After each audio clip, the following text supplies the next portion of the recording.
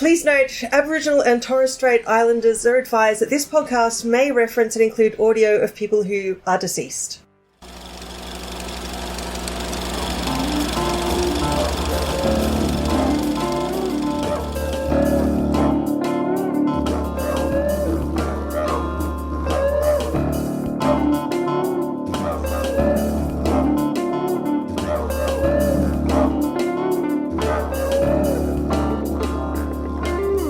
Welcome to Podsploitation, the Podsploitation podcast. I'm Darian. I'm November. And I'm Callum, and this one's my fault.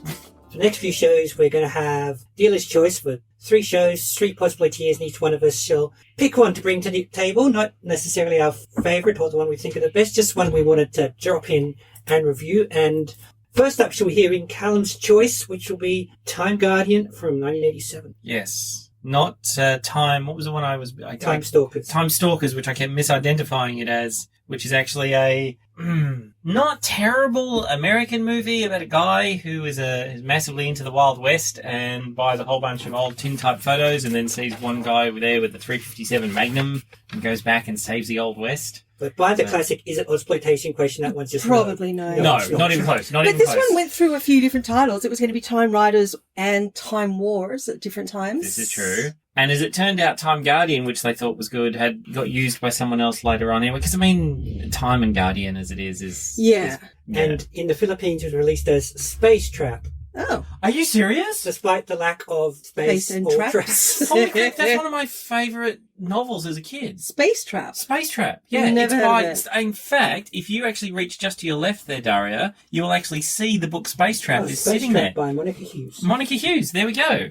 Huh. That's about a zoo on another planet. They've set up a whole bunch of traps to catch people, and they end up basically becoming slavers. And it's aimed at these sort of young So a human adult. zoo. No. So it's aliens and a human exploring crew. The daughter falls into the trap, and she ends up becoming a scientific curiosity that an alien investigates. Like an exhibit? Sort of an exhibit, yes. Some of them Right. become exhibits, some of them become scientific curiosities, and then she teams up with a couple of other people that have fallen into the space trap to try and get to being sent back home. There you go. Yeah, it's really cool. None of which we are discussing today. None of which...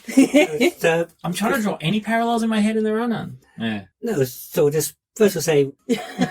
You didn't do the script. I didn't do the script. You didn't make this film. I didn't do It's the not acting. all your fault. Even the writer didn't do the script. No. That's so true. This was a movie literally inspired by a rock. Yeah. Yeah. So a little more detail to begin with. All So 1987, The Time Guardian. Yeah. And it was a movie, John Baxter, who was working on Mad Max 2, was out in the wilderness doing a lot of filming, and he saw an incredibly interesting rock formation out near, I should have written this part down, because... South Australia. South Australia, I want to say the Pinnacles, but it's not the Pinnacles. No, but it does start with P, doesn't it? Yeah, and was inspired by this rock, and so he actually went away with somebody else and put together a plot about landing a city on this rock formation. I wonder how many movies there are out there where someone just drove along and saw a nice looking rock and wrote a movie to go around that. Before or after Star Trek wrestled lizard people with Captain Kirk by Velasquez Rocks? Vasquez Rocks. Vasquez Rocks, yes. And, of course, you've got Ayers Rock in the middle, which we will eventually be talking about when we discuss The Man from Hong Kong. Yeah. I And assume it's got to appear in other things. oh, yeah, it's in Pandemonium. Ooh. And in a nice bit of awareness, the cover to Pandemonium used to list Ayers Rock as one of the movie's features, and later editions listed as Uluru. Nice! That's actually really cool. I remember doing in the 80s, actually, in fact, in 1988, my school organised a bus trip for a bunch of us to go. Year Pretty 6? huge. Yeah, it was a year 6 thing. And I remember actually being driven around the entire outside of Uluru and them asking at one point to stop taking photos because it was a particular section of Uluru was sacred. And then we climbed it. Yeah, of course you did. It Was there the 80s. rumour that there's a Coke machine on top? That was always a thing in my school. Oh, I don't It's like- remember that. Is there just a really long extension cord? It's a vague memory, possibly. But my school was somehow even stupider than yours. Actually, no, they were on par. Yeah. Yeah. Anyway. Okay, so that was entirely unrelated to any film. Yes. But good to know Callum saw a rock once. That's nice. I did see a rock. Yeah. Should we watch the trailer? We should watch the trailer. Let's watch the trailer. Alrighty. Look at that column. It's compensating, you know. 24th century. The last city on a ravaged Earth desperately fights to escape the cold-blooded Jendiki, vengeful time travelers from another age. Stand back, please, unless you wish to join your ancestors in the past.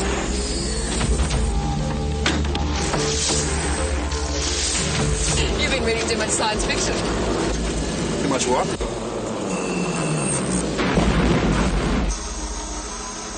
Nothing can stop us! When the timeline opens, all hell breaks loose. This is not a skirmish. It is the whole war.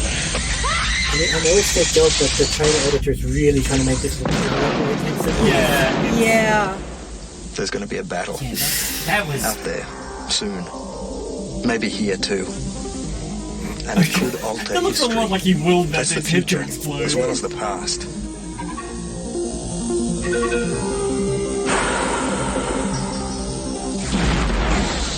The Time Guardian. Pray he's not too late.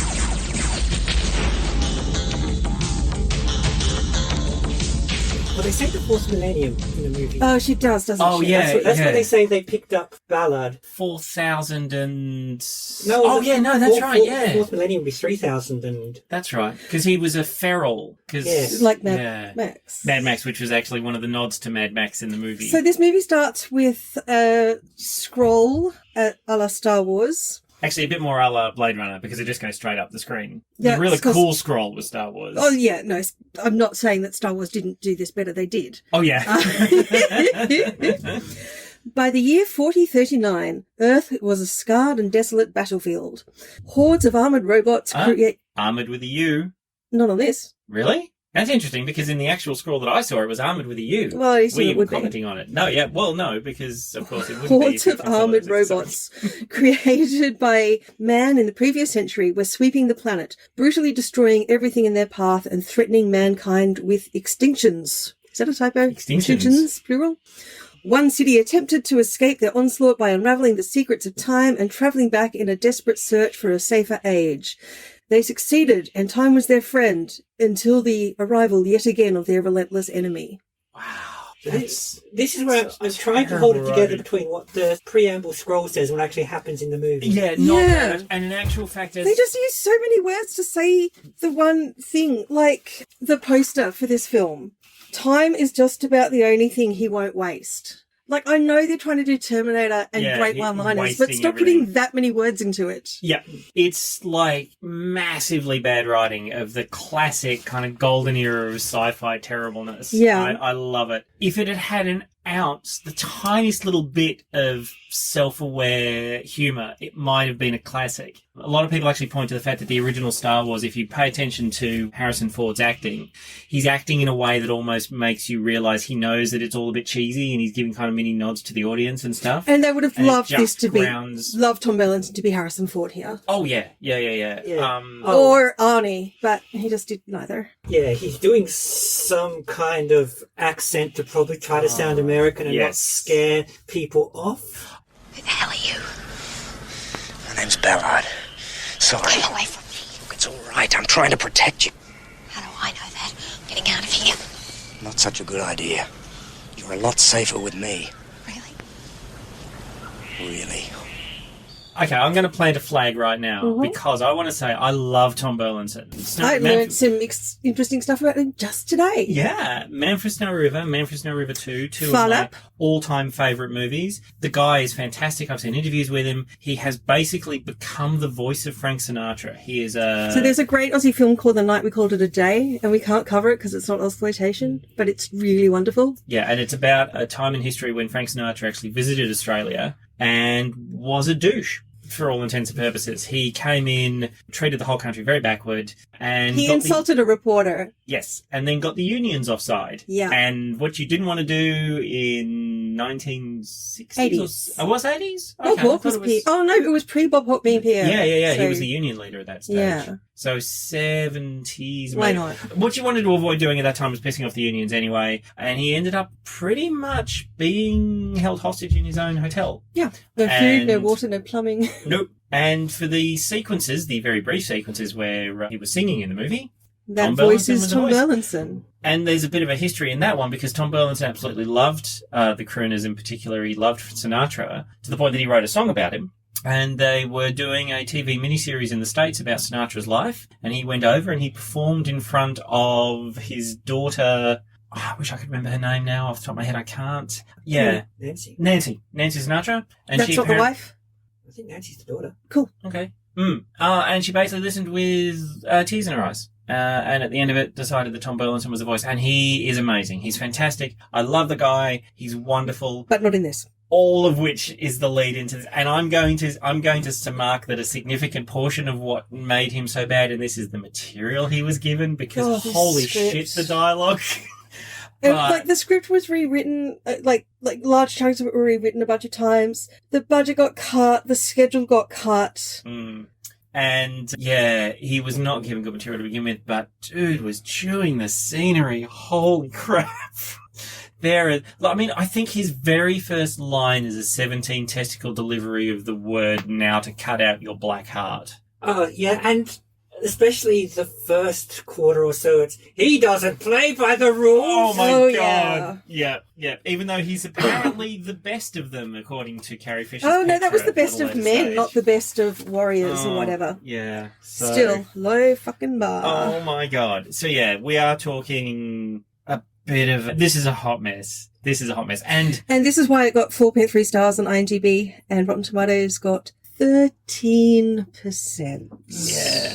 And I, just before actually, because I was, like I said, I was the one who, like Daria said, I was the one who actually nominated this, because we have to see, because I was reminded about this movie after we'd recorded a couple of episodes ago, and I was like, oh my god, we need to do this movie. I remember it, in my head I could remember enjoying it as a kid, and I also at the same time realised with adult brain that it was probably terrible. And you did just check in with your brother. I just checked in with my brother, shout out to Ewan, who does listen to our podcast, that we did unironically used to have this on steady rotation for hiring. Back when you would hire movies, we'd watch this maybe once every 6 months or so, maybe even a little bit less. It would be part of those every now and again. We'd hire it and watch it agaagain. We enjoyed it as kids. Well, it's probably great when you're like 11. And yes, and it's 1980 out there. But 11-year-old you probably reckon they were great special effects, because a lot of them still were. really not the bad. Effect quality are pretty good.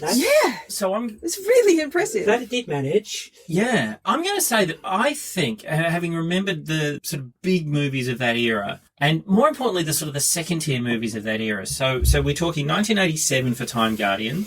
We have already had Aliens, Terminator, Crocodile Dundee, Dune. And doesn't this lean on all of them? Sorry, go on. Okay. Yep. Yes.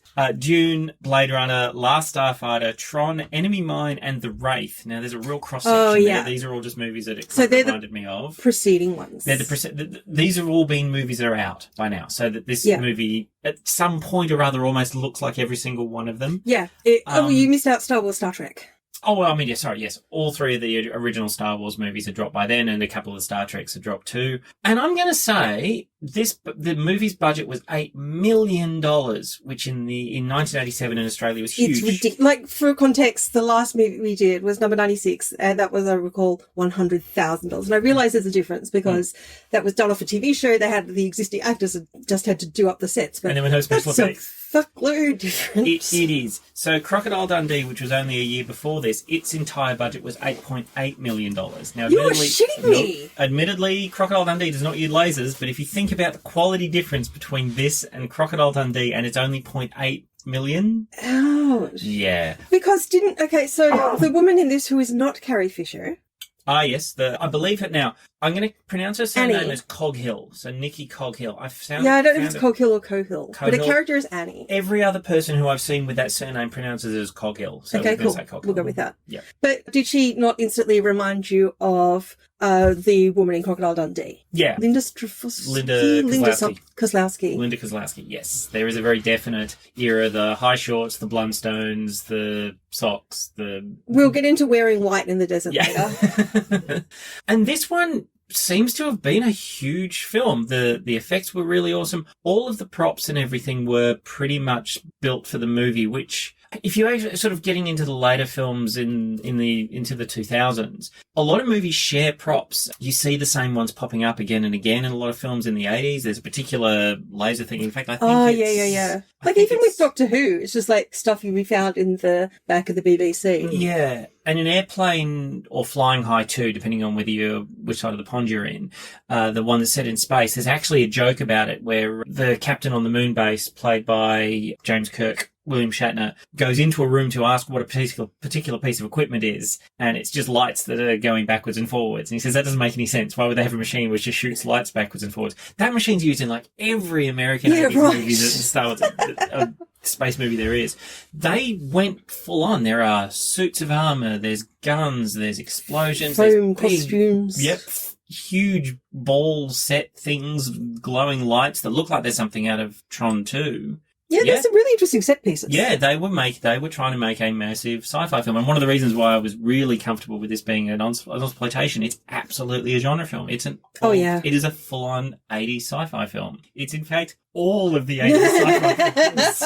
But this one happens to be Australian. Well, I noticed in terms of the props and sets that in the main control room in the city, you've got this piece of the wall just spraying steam because that's what you have in science fiction movies of this era. I didn't notice, but Callum pointed out pretty much every time we go back to inside the city, a train goes past. Yeah, we have to cut to the city with a train going past at high speed in one but direction. But very quietly. Yeah. Yeah, for some reason around this time, people making movies got into heads that trains were futuristic. Yeah, or at least certainly monorails. Monorails were the shit. Sorry.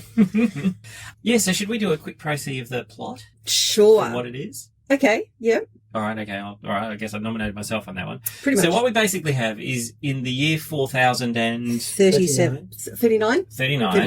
We have what appears to be the last city of human survivors surviving. There's a repair crew out repairing dirt or something, I guess, because they're outside the edge of the city. There was guards. Yeah, they were guards watching for the Jendiki. No. They talk about the fact that Tom Burlinson's out with Ballard's out with a repair crew. Oh, I thought you meant the one smoking. Oh, no. So the initial... Oh, sorry, yeah, the two people are there as guarding just the perimeter of the And city. someone lights a cigarette, so of course they fucking die. Of course. Well, hell, they have to. There wasn't time to have sex. But, yeah, so they're out there looking for these Jendiki that are initially kind of portrayed as meant to be robots. A bit like Dalek-y, Cybermen-y sort of things. And then what was the Sontarans. The Sontarans. Yes. A little later on, when you reveal that there's actually cyborgs inside them, they do appear to be Sontaran-ish, if you know your Doctor Who. Yeah. Well, the Daleks and Cybermen are cyborgs too. Yep. And they're very Dalek-y in that they've got that weird partial thing inside them that's and the voices not quite human. Yeah. So this is already where I start to get lost, because in the preamble it says that these are robots created from in the previous century, so the 40th century, I guess. Yeah. And so is the news that they're cyborgs new to them after all this time? Apparently it is. This is just I think it would create more of a reaction than it does, which is just, oh, well then. Well, I actually wrote that down because there was like, no, that's impossible. The council are horrified that they could be. Council, rather, it doesn't impact the plot going forward. No, not in the slightest. So, okay, I was wrong. They don't go, oh, well then, but as far as the plot's concerned, it makes no difference. Yeah. Yeah. Well, in the opening score, in an effort to save themselves, one city has harnessed the power of time travel. But it doesn't say only one city or the city. It's like one city. Yet they assume there are no other cities. Well, that's the thing. They think they're the last surviving city. Yeah. And then as it turns out, we're meant to believe that these Jendiki are actually maybe another city. It's almost kind of Fallout Vault-like. You get the I think they're meant to concept be that each of the underground vaults are their own. dwellers. Well, they mention dwelling Because underground. they're light sensitive. Which is why they can't Just come like out during you. the daytime. Are you a Jendiki? Oh, no. Okay, well, you don't have a big straw in, you know. I was born last century. Time travel. Well, they say that this isn't... Well, they say, and they garble a bit on this isn't there...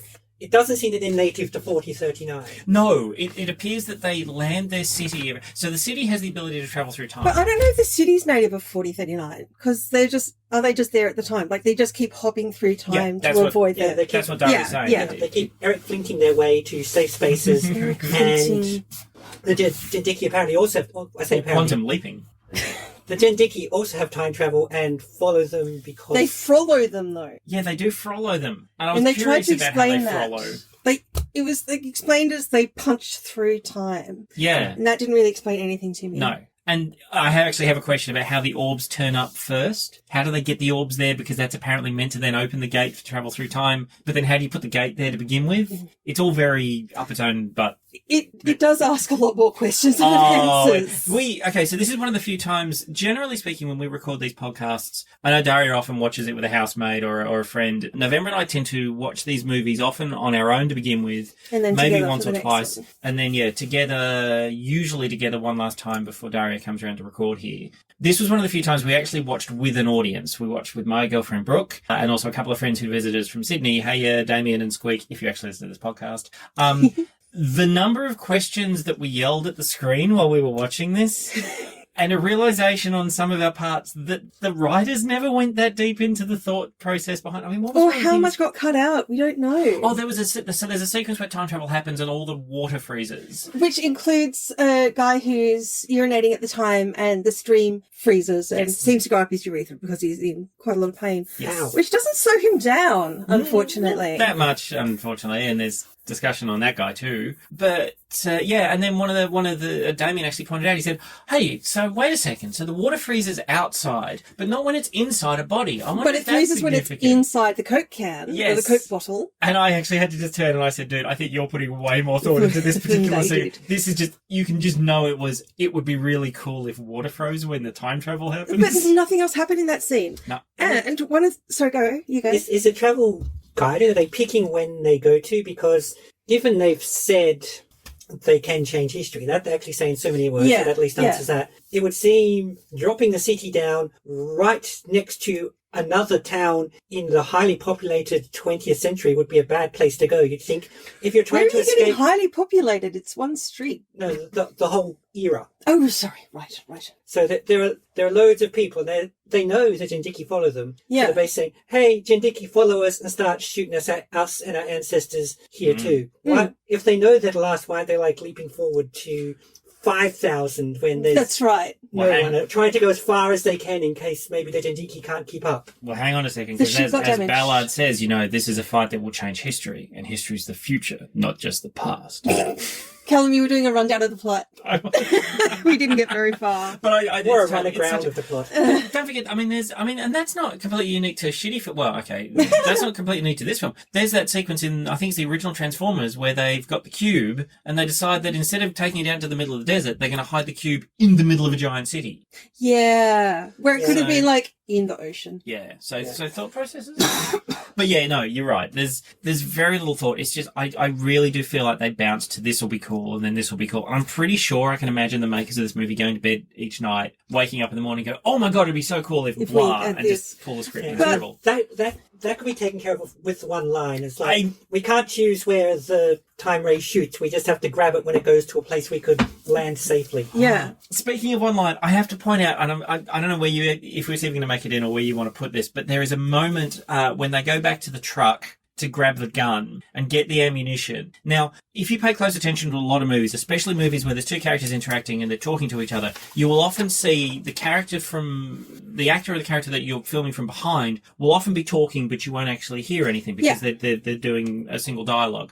There is a moment where she hands the gun out to Tom Burlinson, to Ballard, and he says thank you, but no sound comes out of his mouth. I didn't notice that. And then as he's pulling the gun towards him, he looks at it, and then you have Tom Burlinson's voice go, It's so weird. And in a movie full of dog's bollocks, this one stuck out like dog's bollocks. I don't know why that one in particular kind of registered with me. That's when the police officer then covers them with his gun, which is pointing several meters over their heads. Yes, and delivers one great line about the scum always rises to the surface, because that's so incredibly non-sequitorial. But we were just talking about the freezing bit. Oh, yeah. section. We have Jake say to this local fella, "It's coming again, ain't it, mate?" Yeah. And the guy says, "This time, Jake, keep your bloody mouth shut." Yes. That's it. That we know nothing else about this freeze event that happens. That's it. And we know that there is some beautiful rock art, which includes a painting of the city. Yes. So this shit has happened before.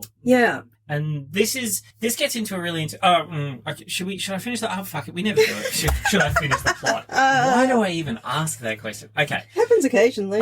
So this is actually something that's worth mentioning. This movie, since we started recording, is the first movie that has a representation of Indigenous Australians. And one might argue a positive representation of Indigenous Australians. I would say it's positive. I don't know if it's the first. I don't think it's the first. That was in Boer. There was what, sorry? Boer. Oh, no, you're right. There was in Boer. Yes. Oh, yes. Boer. Yes. There were you're absolutely right. Yes. Yeah.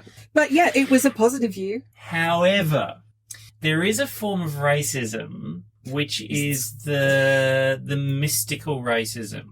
It's that positive spin. Now this is advanced racism. No, I thought this was going to go there. I thought it was going to be the Indigenous Australians problem solving something at the end because they had this previous knowledge. Anyway, you go. No. Actually, come to think, no, you're absolutely right. So there's a less problematic but still slightly problematic concept of representation of Indigenous or specifically African American characters in films where they are the almost mystical African American. In film, not in Australian films, in film in general, where basically they're the voice of wisdom. The voice of wisdom. Yes. Yeah. Now it's less problematic, and in actual fact, it often is a result of people trying to do the right thing as hard as they can. Let's be real fucking careful. No, I'm being very careful. And it's most clearly portrayed as when you just simply have a character. It's like Morgan Freeman as God. Oh, well, Morgan Freeman in a lot of things is just super smart. Yeah, but that's because Morgan Freeman rocks. I mean, I'm not arguing with that in the least because you are right. But it's actually, sorry, less with African American as much as with Native Americans. So Native American characters are often. We see them even on screen even less. Than... And when they appear, they're almost superhuman in their abilities and so on. It's a very complicated line to tread of realistic. A really good portrayal, funnily enough, was Crocodile Dundee with David Gopola's character. You know, he meets him 2/3 of the way through the film and is initially, for a few seconds, you think he's the mystical native Australian, the Aboriginal who can walk through the forest and has a wonderful time. And then it turns out he's a city bloke and he, hates the bush and it's a real comfortable... I don't know where Croc stands as a representation, but I really thought that this movie was going to do that whole the mystical knowledge, because obviously they've been there before. The rock paintings are on the wall. He's not surprised in the slightest when Carrie Fisher's character arrives. Good day, missus. Where's your clan? Nobody else, only us. Well, what about the ritual? Still got the spear. We could do it right now if you like. Cut hand and make blood.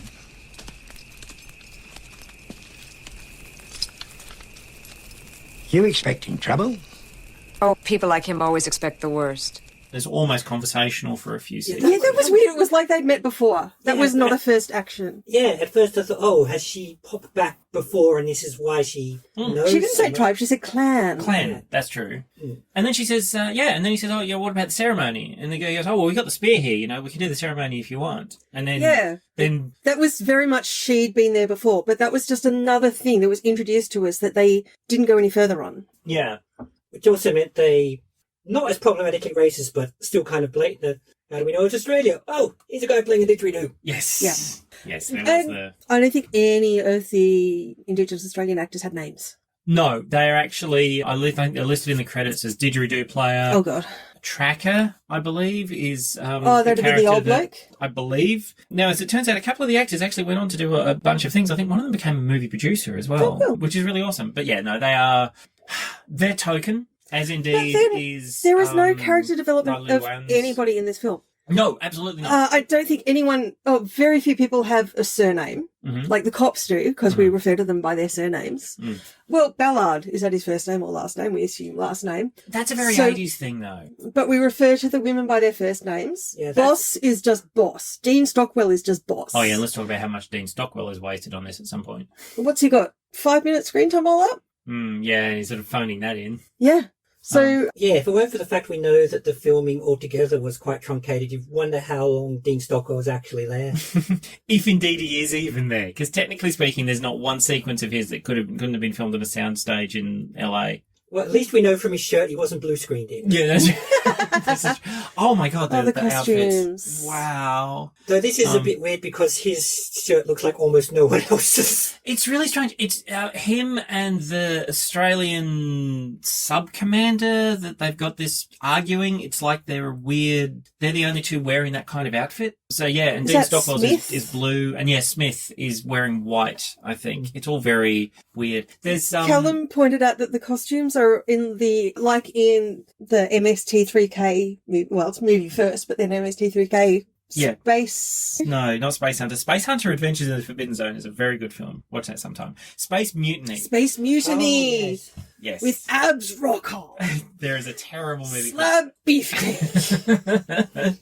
And it is. And it's one of those ones, I think, having looked at a couple of movies along this line, I think what happens is people end up making a movie that's so derivative, whether consciously or not, they no longer feel the need to explain certain parts of their own movie because they just assume it's in the zeitgeist. Oh, look, okay, just a literary example. Dan O'Malley went to a thing that he was chairing talking about the Rook. And then it was quite a while where he realised he talked about this character like so much. It's like, oh, have I ever actually mentioned that he's a vampire? I should do that. Yeah. So, yeah, I think you just forget what you've said. It's a really tricky thing because you, especially if you're into film and you assume that generally speaking, if you're making film, you're into film, there are certain things that you become so familiar with as a concept that you often might forget to actually clarify to the outside world. And I really think that this movie you think you made it clear and it just really hadn't come across? Well, I think for some would-be cult movies of this era, they're still echoing Star Wars. Yeah, absolutely. Consciously or otherwise, often quite consciously. One of the things that they're echoing it in is that in Star Wars, you are thrown into this world which is completely and literally alien to us. Mm-hmm. There is no purchase. This is not Earth. This is not Earth in the past. We can't even go, oh, this is what things were like 100 years ago. It's not Earth in the future. So we can't go, oh, these are like spaceships that are more advanced than we've got now. And it manages, and through the actual capabilities of George Lucas dialogue, to give you the fundamentals of this world enough that you can know it going forward.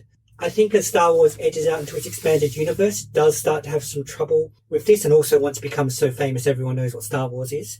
Yeah. But it introduces the idea that you can throw people into this unknown world and they'll roll with it, where it's not really the skill wasn't in throwing people into an unknown world, it was making the world less unknown by the time you've got to get engaged in it. Whereas I think this one kind of wanted people to jump straight into the world of the Jendiki and see the cyborg thing.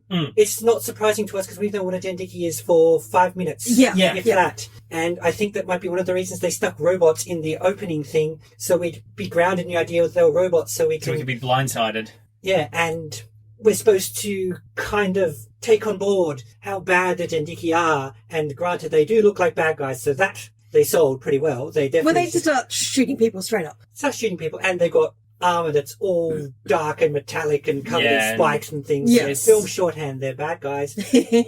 But we don't have enough context for this world. There's a war going on, and that we're still trying to patch together how the going through time things work when it already becomes part of the plot. Yep. And we're not so far up the other end like David Lynch or something that you can say, not telling you stuff is an advantage. Yep. I'm actually not convinced noise isn't his case either. It's really not always. No. Sometimes it is. Sometimes it's amazing, but yeah. But yeah, so it's just not telling us enough, not to the point of providing us with a new world, of just being frustrating. Yeah. That said, and it was really funny you should mention that because I genuinely wrote this down and was thinking about it at the time. One of my favourite sci-fi authors is William Gibson, and one of the things I really like about William Gibson is the way that he is incredibly, especially in his early, real punk era stuff, incredibly able to evoke imagery and an understanding with words and phrases that actually have no anchor point, and you simply get it from context. context. And there were a couple of points, and it was almost all dialogue. In particular, the terms making the spin and on the line. So making the spin about you've got to dematerialise, you've got to get out of the timeline. On the line? And on the line being on the timeline and actually utilising the time. Right. I thought they went really well because I was like, I immediately understand the context of what that means in the concept, even though you haven't explained what on the spin is. You haven't felt the need to go full exposition. But they were really small gems. And the very fact that they stuck out really highlights that so much more of this movie was like, are they the bad guys? I don't know. It's a war, but we've now, and I don't know whether it's maybe a sign of where we are now versus where we were in the 80s. I've seen so many battles now that I need somebody to hand me who are the bad guys and who are the good guys. Who am I rooting for? And especially if I hear that these... Mitchell and Webb sketch. Maybe. And, also, if you're going to now tell me that these guys are cyborgs and they've also, this is the way they survive, you're going to need to now give me more than, but we now need to kill them. Yeah. Because technically speaking, I could be feeling sorry for them. So yeah, you can't just paint them black and give them spikiness and make them the automatic bad guys. Well, how about I give you this quote? I know the quote you're going to give. I think it's the only woman in the city that gets to speak. Oh, well, other than Carrie Fisher. The classic male answer to everything. Pick up guns and kill one another. And our hero responds, These aren't plumbers you can bribe to get your bathroom fixed overnight, lady. They kill to live. Yeah. Which... Do they? It seems they kill to kill. Yes. I mean, they're not eating what they've killed. They're not using it as a source of power. They're not killing to live. And as we discover... It seems the city are killing to live because people are trying to kill them. Yeah. Yeah, it's very... But good to know that in 4039, it's just as hard to get a plumber. Which is really cool because... There's this one city left. They're apparently 24/7 fighting Jindeki and trying to jump through time and goodness knows what else, but apparently there are still plumbers who still operate commercially. Well, no, they don't have a standing army. And Callum said there's prostitution. Yeah, there's prostitution. I didn't pick it. The sequence... But yes, they don't have a standing army. That is sequence stated. Dr. Sun actually goes to try and get the power of the time travel to sort of... He goes past a woman and just says no. And sort of waves her off. And so Callum took that as her being a prostitute. Yeah, because she's in a janky part of the... Basically what you've got the Enterprise from Star Trek, but inside it's the city from Blade Runner. Thoughts? Because we know there must be plumbers, that people fall in love, people get married, people get divorced, people argue over the kids... Well, that means there's lawyers. Yeah, I mean, I'm certainly not going to rule out that there's sex work going on in the city. I just didn't necessarily see the... Because the no could have just been, not now, I'm in the middle of a brainwave. Exactly. Not Can't now. talk to you. Don't try and proposition me now. Or don't try and talk to your professor. No, I'm not. Or just, no, you're convinced. Or just bugger off. I don't want to hear about the Church of the even more Latter-day Saints. That's a possibility too. Maybe it's the Latter-day or Saints. Just, I don't care, I'm doing something else. No, absolutely. I don't have any spare change. I have to do a science now. But I am definitely... I don't like you. No, Callum is certain. I'm certain on this one. I don't often do it, but I'm convinced that was what they were intending. I'm not necessarily saying the execution was very good, but I do believe that they're trying to suggest that within the city limits, we have a city. We have a... Yes, sorry, sex work. My apologies, sex workers. I am suggesting that she is a lady of negotiable affection. And I think that's... Sex work is way shorter. Yes. Anyway. But, yeah, so we've kind of gotten a little off track here. Somewhat. As we do. So basically what we have is AN City, sitting in some bleak, blasted future. We have a repair crew, and I swear, if you go back and you listen to the dialogue... No, you're right. But the first two out there are guards. Yeah, 100%. The first two out there are guards, but Ballard is out further somewhere with a repair crew. And along for the ride is Carrie Fisher's character, Petra, one of the two American ring-ins that absolutely then make this an exploitation movie. She's come off the tail end of Jedi. She makes this movie worth watching. She's beautiful. She's Carrie Fisher. Fantastic, yeah. And... we always want to see more Carrie Fisher. Absolutely. She's come out the tail end of Jedi. She started to hit that sort of little flat spot in her career, which kind of took her through Drop Dead Fred and a couple of other periods, which, as she mentioned in her own book, was also a period where she was into a bit of drug abuse and a lot of alcoholism and so on as well. She just, literally the movie that she did before this was called Amazon Women on the Moon. But that was a very tongue-in-cheeky sketch comedy movie almost. But again, Callum just gave me look like, of course you have. Well, of course you have. The two main women in this movie switch roles, but we don't know why. Yes. No, we don't yet. We don't know. Isn't that weird? It is weird. Well, we haven't gotten to the second woman yet. But I need to go for a cigarette before that happens. Yeah, it's far from unheard of, but... But this is a major actress from the US. So we have two main... Oh, sorry. I'm going to take a complete guess. Yep. In that, just bouncing off what we said about Dean Stockwell, that Petra is in the film a lot less than Annie. Yeah. And so it might have been a case of we can afford to get Carrie Fisher for Petra number of days, but not any number of days. Yeah, right. The other thing that really struck me when we were talking about this is, so we got Nikki Coghill playing Anne, who's the Australian mining woman. She's out to Geologist. the geologist. She's out to explore. Rock worker. Love it. She's out to investigate weirdness that's happening in a little area next to Midas, that small town that's literally a road. And then you got Carrie Fisher, who plays Petra, who is the person who is assigned as Tom Burlinson's partner. And don't you know he doesn't need a partner because partners are terrible in the 80s. Do you know what? I agree completely. We could have done this movie completely without him. Okay. We can get back to that. Yeah, right. Carrie Fisher and Nikki Coghill could have. Well, this is the thing. They We don't actually need discussed to that. fall in love. They could have still saved the day. True, yeah. Well, they could have just bathed together in the Billabong, then we would have seen BBs. Did I say Billabong? You said Billabong. I mean the Gillabong. The Gillabong, of course. The thing that really struck me talking about it, so you got the Australian geologist lady who goes out, and she's the audience analogue that gets suckered in. She's basically the character from Terminator. Sarah Connor. She's the Sarah Connor. Connor. She's the Sarah Connor. You have Carrie Fisher, who's the offsider for Tom Burlinson. Now, when they come back in time, we already know that the city is this multicultural mix of various nationalities. We've heard a bunch of different accents and so on. Yep, go on.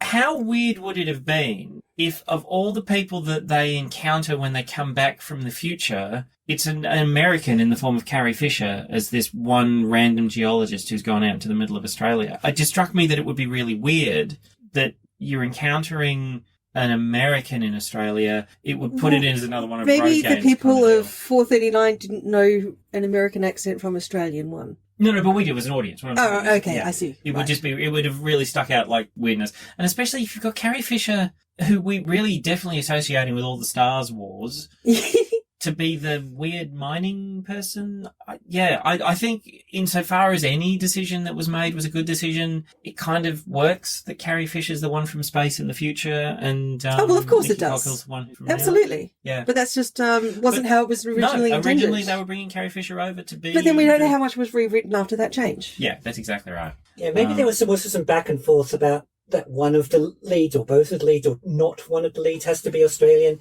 because another thing that stands out like no one's business is Tom Burlinson's bloody attempt at doing an American accent, which makes him simply sound flat for most of the movie. And Tom... and it's really weird, because like I said, I love him in The Man from Snowy River, and I think he's an amazing actor. He's certainly great. What he does now as a performer is incredible. I love the guy. But even, especially in the second of the two Man from Snowy Rivers, there's a couple of sequences where he has to do emotion, like proper emotion. And the fact is, when you're on set, it's weird. You don't have the soundtrack. You're often recording lines out of context. Totally. Okay, now go again and cry. Now go again and cry. And I recognize it's weird. And some actors you feel totally get into the moment, and some actors you always think there's that little bit of weirdness in the background, they're a little self-conscious. And I always got the impression that Tom Burlinson as an actor was always a little self-conscious, and he delivers so many of these lines. We can't even say it's because he's not comfortable on Earth, because it starts beforehand. It's not his discomfort of being in the 20th century. He's right. Just like that. In fact, he's possibly worse in the future. Yeah, he's not great. Yeah, he's terrible. Yeah. And I'm not saying he's terrible. I'm just saying that the delivery of his dialogue, which is cheesy to begin with, it's just very stilted and very, scenery chewy. Now listen, if we don't break through, we're all dead. So don't screw it up. Let's get these tin cans. Go! It's just much more positive for women in this than the last one. Like, a woman picks up a hitchhiker and nothing bad happens. Until she gets to town. Yeah, she does. And when there's a bloke working under a car, and one of the gross cops draws attention to Annie, and he says something like, geez, I'd rather be working under her. Yeah. But also the frisking part later. Oh, that's feral. But this is just, the cops are just bad, and they have a Confederate flag. Okay, and we're going to pay you. Black Lives Matter. I wanted to park that. I wanted to come back to that. Wow, we can do that. Okay, excellent. Back to you, Callum. But yes, I agree with you. This is actually, to me at least, it seemed a female affirmative movie, and in fact it passes the Bechdel test. Very briefly. Which we have pointed out in the past is not in any way, shape or form an ultimate test of a film, but two female characters, both of which you could argue are significant female characters in the movie, discuss something very briefly that's not just another man. Yeah. They have a sentence or two before he's that's all brought you need into to pass it. the test. Really? It doesn't have to be like a whole scene? No. It's just they need to share dialogue about something other than a man. Yeah, The script just says talk to each other about something other than a man. Yeah. It doesn't really go into detail beyond that. Yeah. But But I mean, Tom again, Burlinson's the sexy lampshade in this. he's kind of a sexy... He is a Mad Max character in this. This is one of the Or things Terminator. No. He says, Okay, I'll no, be he's back. he's not Terminator. He's meant to be Kyle Reese, who's the main hero from Terminator. Okay. Right. Sorry, yes. No, he's not the Terminator in this. But they're absolutely taking inspiration from Terminator. But he is definitely he's more of a Mad Max than a Kyle Reese, because Kyle Reese literally changes the course of history by going back in time, because he sort of becomes his own father. Oh no, he becomes John Connor's father, yes. Whereas in this, Tom Burlinson, as we've said, could literally not. His character, Ballard, doesn't need to be there. Yeah. But he's a Mad Max in a way, because Mad Max is always a catalyst. He's a catalyst. He's the thing that comes in, changes the course of whatever particular adventure you're on, but doesn't actually change it himself in any way. Mm. But in the Mad Maxes, his character's handled surprisingly well, and is particularly well handled, and they give them some decent, give him decent material to work with. And I would argue that poor old Ballard does not have that. Have we mentioned that Carrie Fisher gets shot right at the start? We've and literally not gotten past the two guards smoking at the beginning of the movie. So, it's the future. There's a city. They're fighting baddies. There is a repair crew out on patrol. Tom Burlinson being the buff guy in charge, and Carrie Fisher being some underling officer who gives their position away by taking a call from the city's underling officer who is an incompetent. A battle ensues. The city is defended, and in the process of defending the city, Tom Burlinson blows up one of the legs of the city, which harks to Alien, which is one of the original concepts behind the movie Alien, is that when the ship lands, the Nostromo lands... not Nostromo, sorry. Was it Nostromo? It's Nostromo and Alien. Yeah? Does Okay. it land? Yeah. Well, when the ship touches down on a planet, one of the legs actually bends because it lands on an uneven section of rock. And so they actually have to rebuild the leg, and that's what's actually keeping them on the planet for that extended period of time.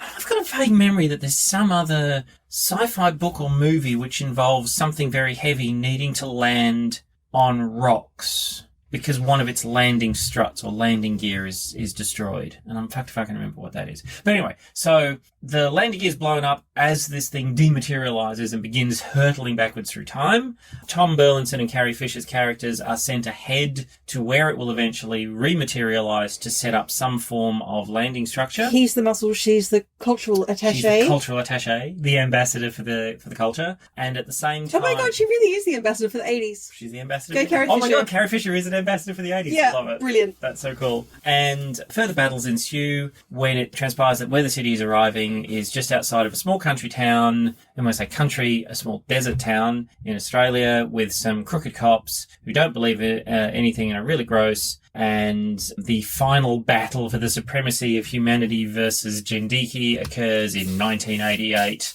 Australia. Or, as it says in the opening credit, Earth Time 1988. Of course it does. Because apparently Earth Time back in the 80s was just measured annually. There's no days or weeks or months or anything. It's just Earth Time 1988. It's like, I guess it's how time speeds up when you get older. Oh, okay. Yeah. So there was that 1 year when it was just 1988. Man, Like think it of went for an everything hour. that's happened in 2020. We are just going to describe this as Jesus, yes. 2020.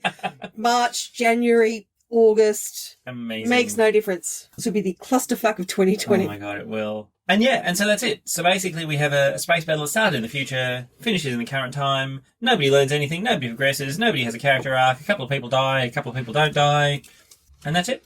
Yeah, it's not even a space battle. It's not even a space battle. Yeah, there's this space stuff groups of attached to it armies. by saying Earth Time and things and by calling it Space Trap. Yep, and there's Some lasers. But Lasers. everyone, as far as we can tell, is Earth native, and we just seem to bounce back and forth in Earth's history and future. And it's hinted even in Dendiki, if we assume that they are just Earth people who've gone through the cyborgingness. Yeah, and they said there were survivors from the Neutron War. And There are just so many bits in this that don't make sense. So at some point, around the hour mark, they discover that the gun that Ballard has isn't up to scratch. And Annie's like, I know where to get a gun. And they go to the trucker who was electrocuted earlier because he ran into one of the Spaceballs, which we haven't even mentioned. This is true, yes. Our guests yesterday, sort of trapped audience, started referring to the time travel equipment as Spaceballs, and then through the entire film we couldn't think of them as anything other than Spaceballs. They were balls in space. They had to get a gun, find the guy dead. We'll have to take him with us. Yeah. Quote. Why? That is not the procedure when you discover a corpse. Well, she says we better hand him into the police, and it's like, already, shouldn't you want as little to do with these police as possible? Yeah, because, well, they're racist, creepy as fuck, trigger finger. Yeah. Or the flip side being, call them on a radio? But you don't move a body. Yes. No. You do not mess with a body. Does she think she's the guy from a couple movies ago and you have to dump dead bodies outside the police station? If only it was in a Princess, what was the car? A Leyland Princess. Leyland or Princess. I think again, I've not been able to confirm that. Although, speaking of, where did he learn to drive? We go get an Earth Mover, and then he's driving the Earth Mover. Oh, yeah, not great. Oh, no, he's driving the Earth Mover, fine. Actually, no, he's not driving the Earth Mover. Oh, no, is that our that's original tracker dude? Oh, God. No, because the woman is the only one in the car. Sorry, Annie, the woman, is the only one in the car. Yeah, no, but they get the couple of... Well, he's working the digger later. Yeah. But he's not in the car with Annie. No, but the couple of the Indigenous Australians are out there. They're all brought in as a... Because it was a mining town and they know all the mining equipment. That makes sense. I'm pretty sure the guy who's identified as Tracker is the one who's actually working... The older bloke that we meet at the start. Who's working the rig. Yeah, he definitely... Yeah, that's right. So he's working the Earth. Okay. And there's a younger guy lingering around doing other stuff. Well, that's it. And also, don't forget that Ballard at one point is taking small taking a shovels full shovel of soil into dirt for no reason whatsoever. Also, it's like, we need to... Like, the leg of the city has been damaged because cities have legs now. It's like, so we need to build that up so this can land. There are no specs anywhere. No. There's just no detail whatsoever. Really, I noticed that when I was thinking about this because, as I said, there's a real parallel with the landing ship from the Nostromo, crashing. And even while you've got all that very simplified sort of graphics and stuff that's very much that 80s, it's in some cases the computer screen graphics are actual swaps from Blade Runner and back and forth because they're both Tony Scott films. But you still get enough information from those screens. Ridley Scott, sorry, not Tony Scott, yes. You still get enough information from those screens to get a concept of what's going on. You get none of it. It is literally just random numbers and... There's so much stuff in this that doesn't go anywhere or Yep. you think is going to go someplace. And some of the shots are... I mean, some of the sets are incredible. The one where you're looking down the middle of the big gantry out into the outside world. It's huge. Some of the sets and costumes and stuff they got to work on before things started going to pot. So... They actually got to put a decent amount of work in and they look pretty good. Yeah, they do. And that was, like I said, that's one of the things I can totally see where a lot of that budget went because it's all unique assets. It seems to be all unique props, all unique sets. Yeah, it's no wonder this shit cost an arm and two legs, even if there are then sequences when, for example, a mask comes up and it looks almost exactly like something out of The Last Starfighter. But, Of course, we talk about Ballard just randomly shoveling bits of dirt. Petra's like historianing as hard as she can. And he's like, "Ooh, better go for a swim then." Yeah, what the hell, man? Oh God, it's such. But it's gross and hot, and you would want to go. Well, I would want to go for a swim, but oh my God, the kissing is so gross. I mean, obviously, the guy and the girl hook up, and it's just why is straight kissing in everything gross? If they just mush their faces together. Okay, the final kiss is nowhere near as bad as the first kiss, but the first kiss is an absolute smash the face together. Yeah. It's so bizarre. yuck. Well, apparently the love story was added in the redrafting and meddling and whatever. They didn't have one to begin with. That's really surprising. Not as much of one from what I've read. Yeah, right. And which, despite the gag I made it earlier, I usually kind of like it if they can put, especially... And we're talking an ostensibly straight male or straight female character together and not bring in a love plot because movie. Yeah. There are some movies which actually actively decide that the characters aren't going to have a romantic interaction, and I remember those ones sticking out quite sort of noticeably for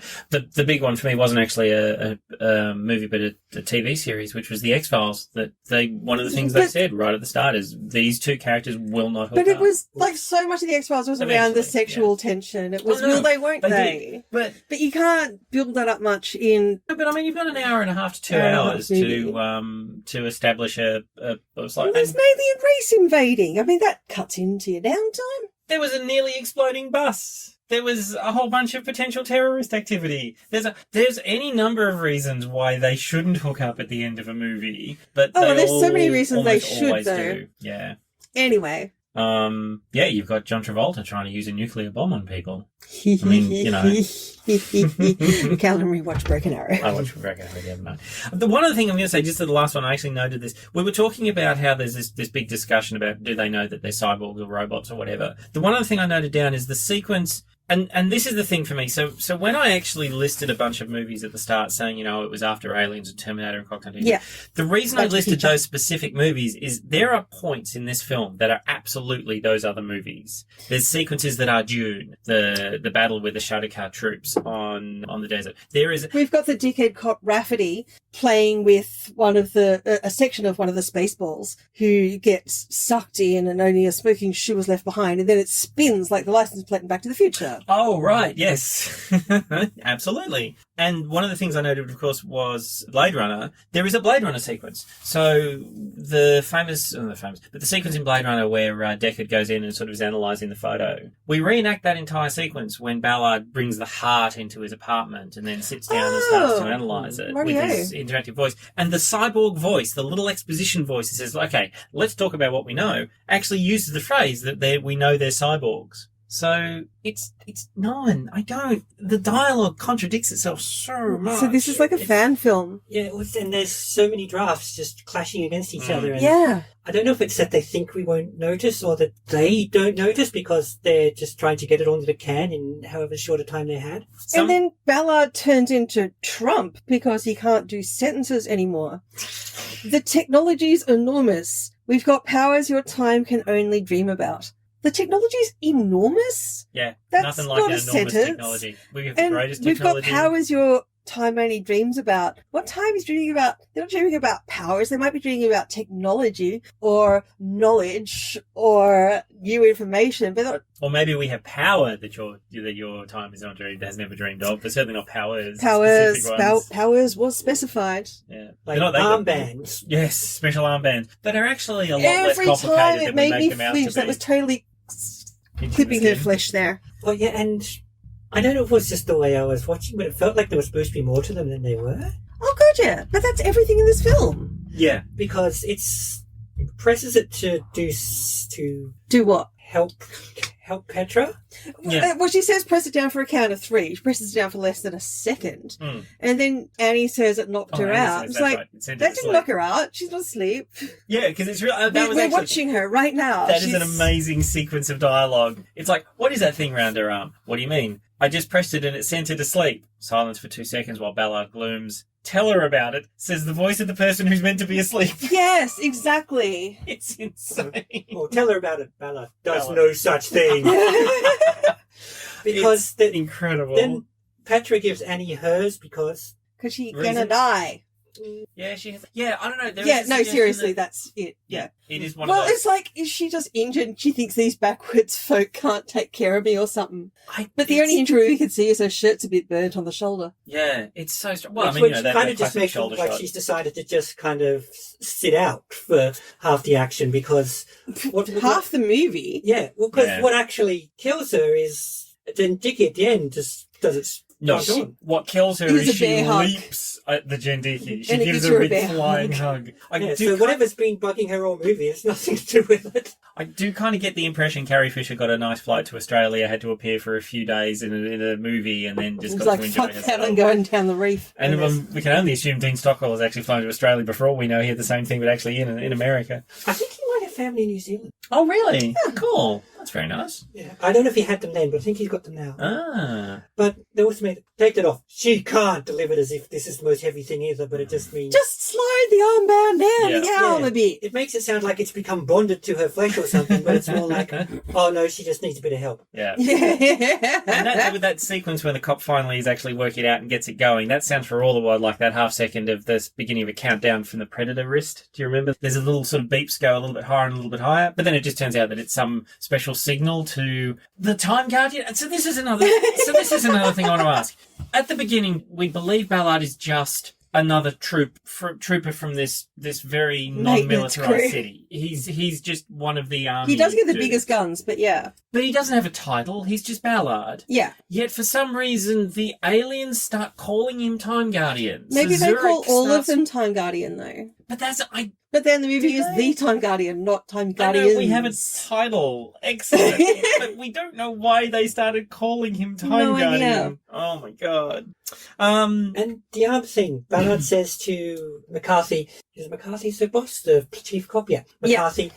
That's right, because of, remember me, McCarthy? Yes, I was there an hour It ago. was 5 minutes ago if you're doing IRL. Oh, so And frustrating. He says that McCarthy wouldn't understand what the armband does. Apparently neither would we, because really, other than that pressing it to knock out Carrie Fisher because reasons... But they're not. What does it do? Yeah. Yeah. If you want me to help you, you're going to have to tell me what's going on. And you can start with that bangle. What? The armband thing. When I pressed the button, it put it asleep.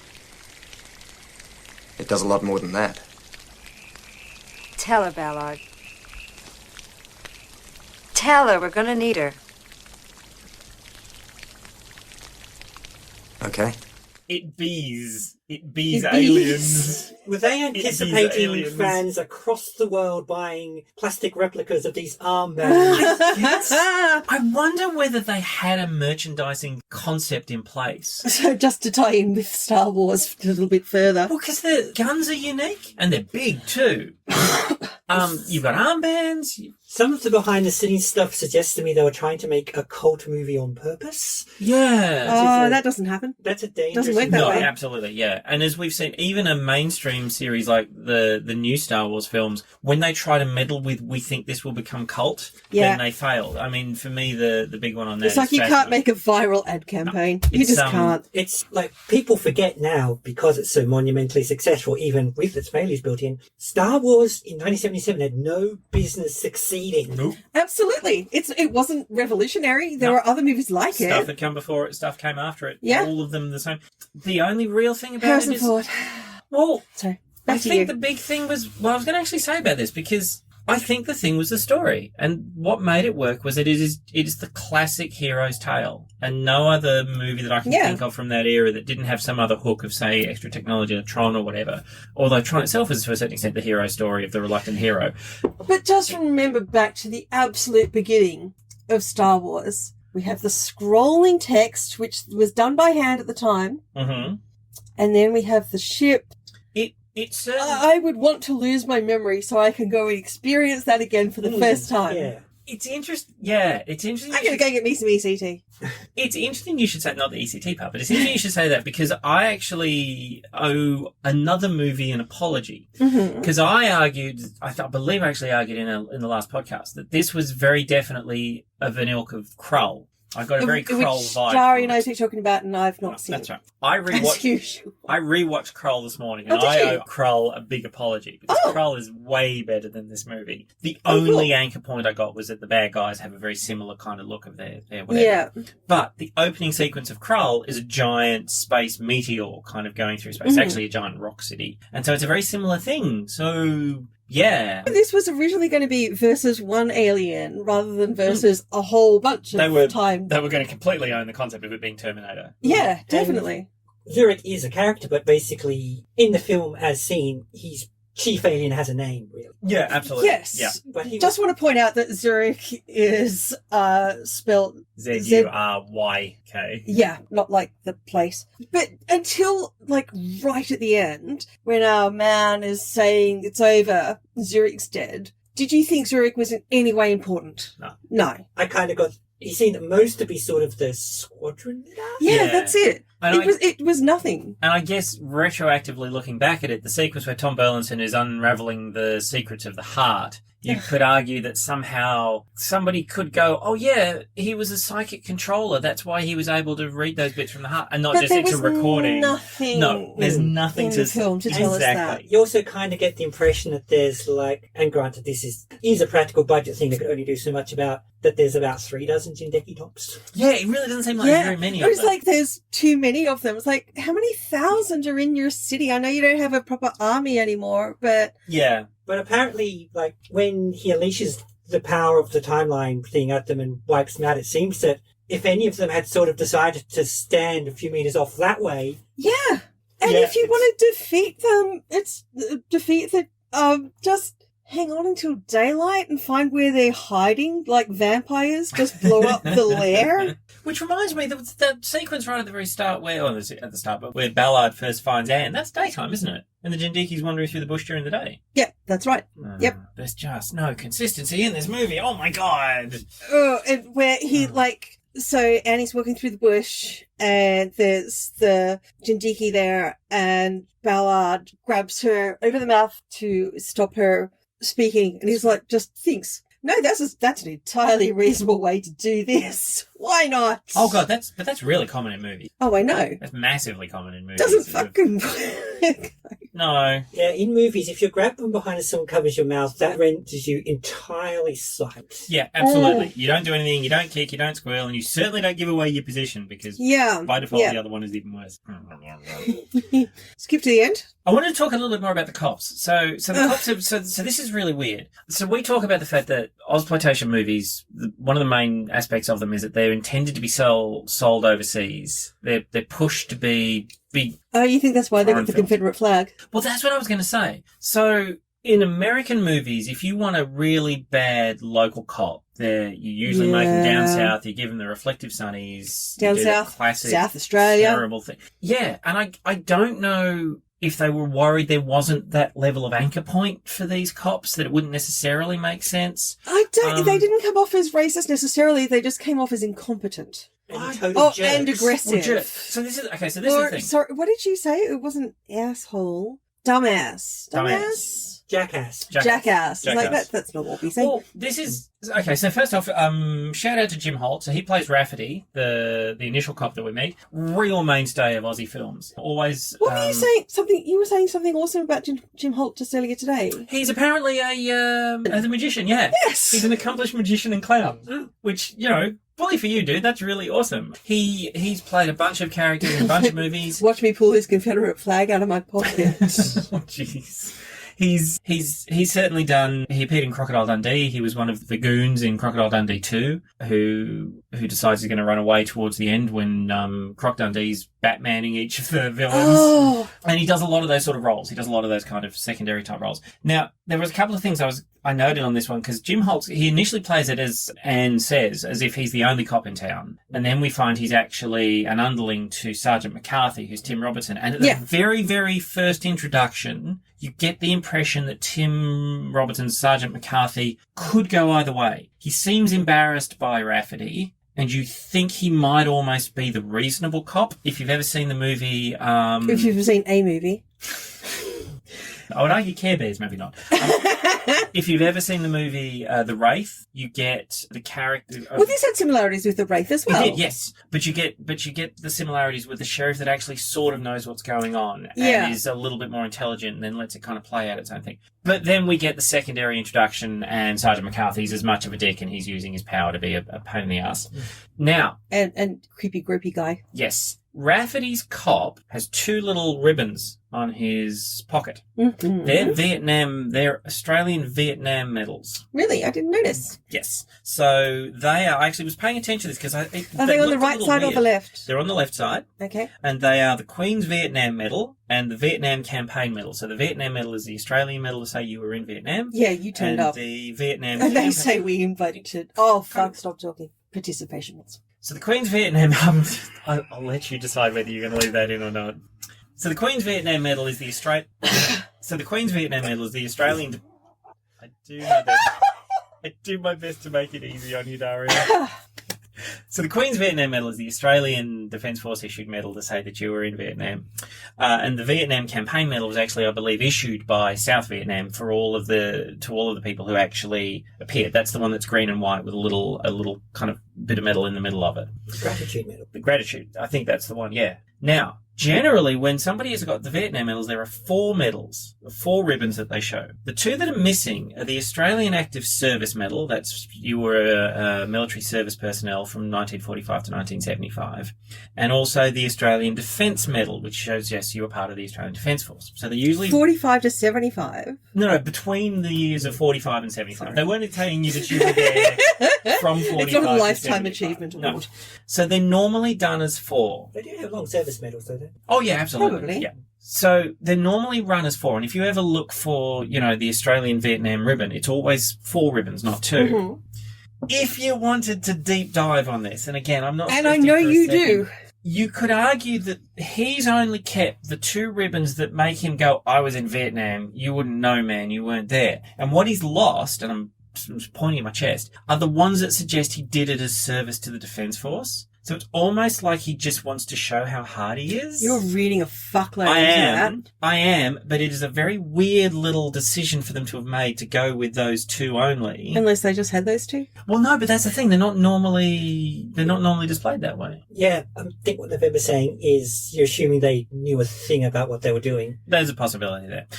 The other option, but if you look at it, so Rafferty is ex-Vietnam vet. Yeah. So he's... The character. Yes. Now, this was 1987, so we're certainly coming out of the tail end of it, but there was definitely a period in the 70s to 80s that a lot of the portrayal of Western people in Vietnam, especially by Western movie makers, was that they weren't very nice. It was not a... So when was Good Morning Vietnam?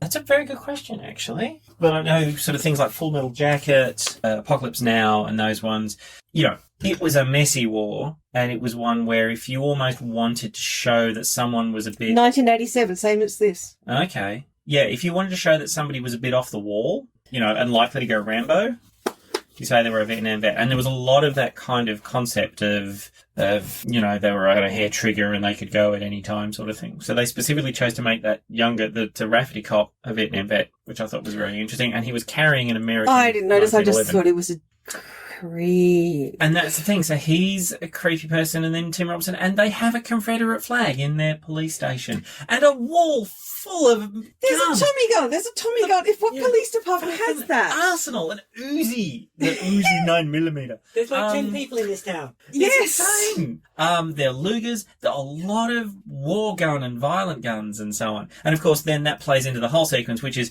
I don't know if we've actually clearly said, but this one's often referred to as a shitty Terminator ripoff. Yeah. And it's a shitty ripoff of a lot of movies, but it's Terminator more than anything. Like before else. that, just when we started watching it yesterday with a couple of friends, one of them said it's a low-budget Terminator. It's a low-budget Terminator.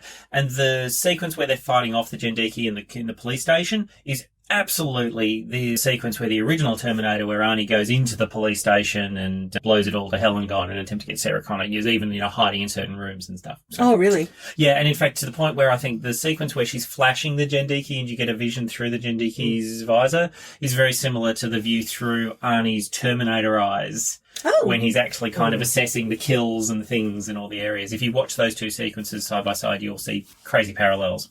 But it's like we needed to give an extra little twist of we need to establish these cops as crazy, horrible bad guys. Yeah. McCarthy also has a movie shotgun, which the pumping it, all it does is say, I totally mean what I just said. Oh, yeah. Yes. Punctuation. But also, I like that he doesn't automatically know how to use the gun he picks up, though he amazingly picks up the right gun with the matching ammo. That is really cool. But then he's shooting at the Jendiki at, you wouldn't even call it close range. It's right the fuck in front of you. Every bullet that rebounded would just be going straight into your gut. He dead.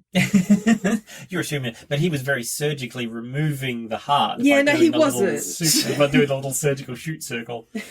And I mean, if we want to then throw one last couple of references into this of what other movies it could be, Karate Kid, I think, I didn't actually hear Karate Kid, but basically with Dr. Sun, you've got a Mr. Miyagi analog as the one who took in Ballard's character The and feral taught child. him. And also, a couple of times, is almost played as a Hannibal Chew from Blade Runner, as, you know, the guy with the eyes. So it's almost like... And he talks like the street food guy from... Oh, from Blade Runner as well. Yes, Yeah, absolutely, yeah. And it's just like this movie to this movie. You could almost timestamp certain movies in this film and say, here's the Blade Runner bit, here's the Star Wars bit, here's the Terminator bit, here's the Crocodile Dundee bit. Because for fuck's sake, who the hell wears that much white? You wanted to talk about this. Oh, God. I mean, it's so minor now with everything else that's gone on with this. But she's the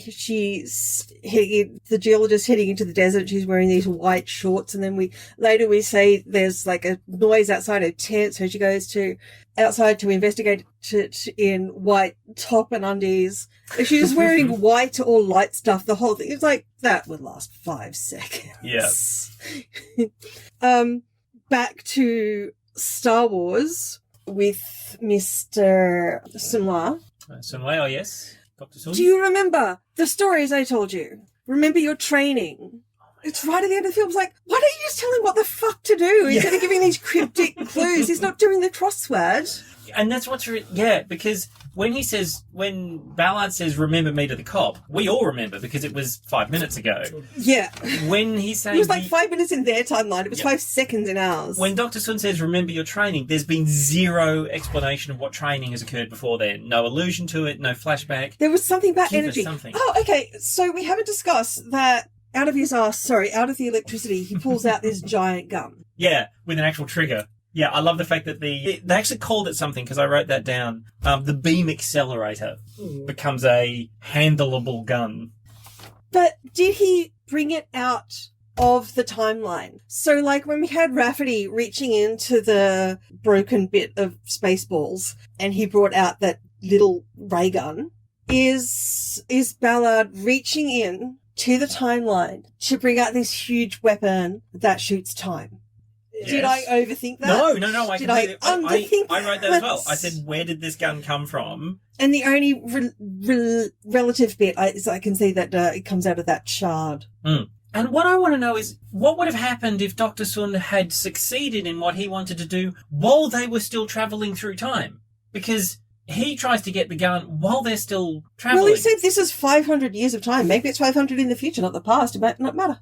Sorry, I don't get what you mean. Sorry, what? That's what Ballard says when he's blowing away or whatevering the Jindeki. He says 500 years of power all at once. Oh, right. Oh, I see what you're saying. So it's only 500 years. Oh, if we assume that one bit of dialogue actually makes sense, but all the other ones were just sort of random bits pulled.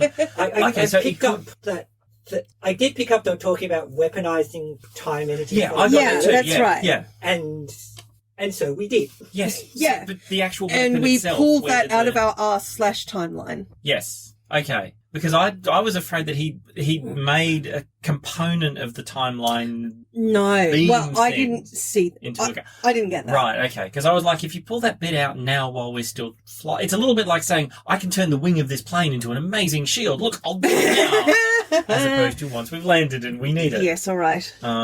Yeah, well, screwing around with time energy while you're travelling through it doesn't seem wise, but no, that's not actually anything real, so we can give them a bit of wiggle room on that. Okay, all right. Well, we'll give them that one tiny little bit. But let me see if there's any other bits and pieces about the sci-fi. Well, I was just heading toward final thoughts because I have a couple, so that depends on what you two are up to. Barreled over the top of you a little bit on this one. We always do. Okay. We never let Daria talk. Have you listened to us? There was one thing I wanted to point out with the special effects, because I'd written down that in general, for the time period, the special effects were fine. They weren't fine. They were good. Terrible. Yeah, we've noted that the visuals, for the most part, are actually pretty good. The one thing I will say, though, is that at the very start, when the Jindeki start to take out those segments of the shield, they actually take out the city behind it as well. So instead of just knocking it, so you got the big glow and then the city's behind it, they take the glow bit out, but also that segment no longer has the city behind it either. So that obviously in the editing, what they've done is they've just simply turned a piece of the segment dark. Oh, I see. Instead of removing the shield and making it clear. Right. The two bits you see, they just take the entire city out as well. It's like, whoops, that wasn't so good. And I will also say that from a cinematic point of view, there were a couple of sequences that struck me as really There were a couple of shots that you absolutely loved, which was when McCarthy was examining the armband. Yeah, I thought the slow rotation above the desk during the single dialogue that's held, and he picks up the gun and points it and then puts the gun back down, that was done really well.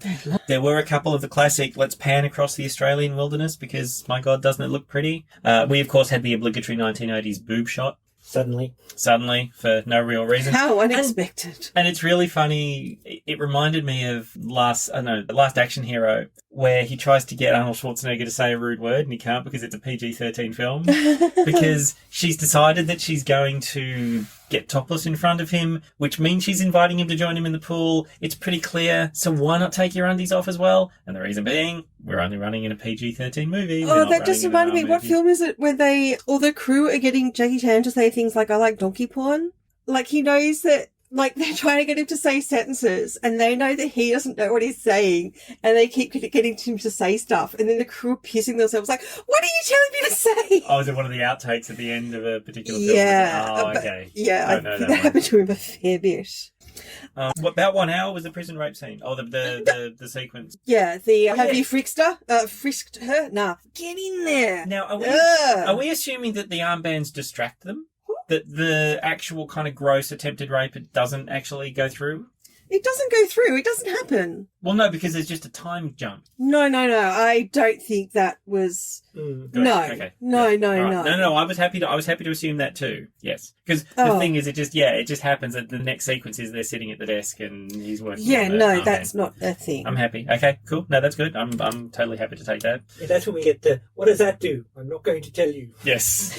You can't take it off because, it's a bit fiddly. Yes. With the other cop, whose entire role in this film is to point out that he doesn't know where Rafferty's gone. And to really oversuds a car while he's washing it. And to attempt to go all gross on Anne. And that's it. Anthony I. Janine. There is a name. Anthony Janine. Yes. That was beautiful rhyming, Callum. Well done. Thank you. He's the primary producer on this film. Executive producer? Yes. And I said primary producer, no, yes. And his name is involved. Cheeky shit. Patrick, Metal Tornado. Didn't know about that before. Really want to fucking see it now. Tornado? No. The True Story of Eskimo Nell. Phantasm Comes Again, and Not Quite Hollywood. I want to watch everything this bloke has made. I really do. He is specifically name dropped by Quentin Tarantino in so I probably fucked up the pronunciation of his surname. Sorry, Anthony. But yeah, he's involved, and it's really weird because his is a name indelibly involved with Ozploitation. I don't know if he produced any mainstream films. Other than Jackie Sheep, Patrick. Yeah, okay, yeah, fair. But it's almost like, it's for example, I think we've talked about this before. What's the... Kurt Russell.